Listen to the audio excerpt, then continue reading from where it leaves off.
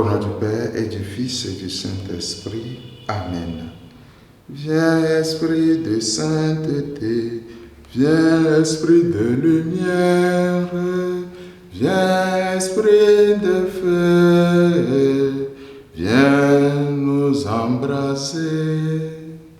De l'Évangile de Jésus-Christ selon Saint Jean. En ce temps-là, Jésus disait à Nicodème, « Il vous faut naître d'en haut. Le vent souffle où il veut, tu entends sa voix, mais tu ne sais ni d'où il vient ni où il va. Il en est ainsi pour qui est né du souffle de l'Esprit. » Nicodème reprit, « Comment cela peut-il se faire ?»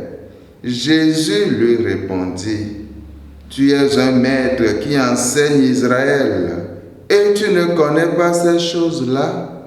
Amen, amen, je te le dis, nous parlons de ce que nous savons, nous témoignons de ce que nous avons vu, et vous ne recevez pas notre témoignage.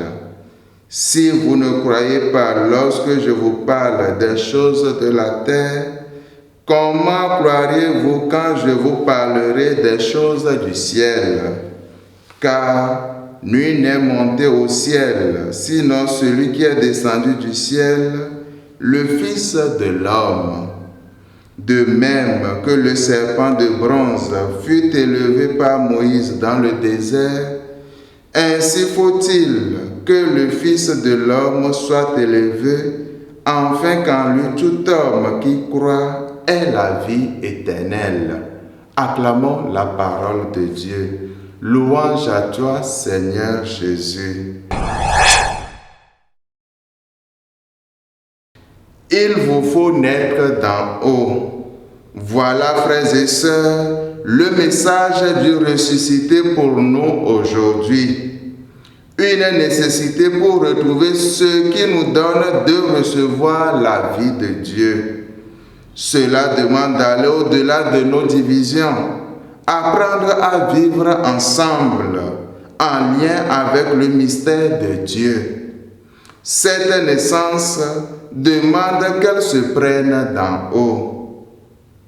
Pour naître d'en haut, bien-aimés dans le Seigneur, il nous faut mourir à ce qui est bas, renoncer à l'homme ancien, préoccupé prioritairement de lui-même, de la satisfaction de ses sens, pour revêtir l'homme nouveau, celui que l'Esprit Saint enflamme de son amour, qui donne préséance à Dieu et aux autres. Cet esprit, après avoir reposé sur Jésus, a été pour ainsi dire libéré, rendu accessible à tout homme qui croit après que le Fils de Dieu ait été élevé sur la croix. Ainsi de la mort a jailli la vie à l'image du grain de blé tombé en terre qui doit mourir pour donner beaucoup de fruits. Dans l'esprit de Jésus, le fruit dont il est ici question est celui de l'amour, et la vie nouvelle qui en résulte est la vie éternelle. Bien-aimés dans le Seigneur, laissons la bonne nouvelle de la vie du Christ arroser en cette journée notre existence pour qu'elle croisse en sa vraie dimension, celle de la foi en Jésus-Christ. Amen. Au nom du Père et du Fils et du Saint-Esprit. Amen.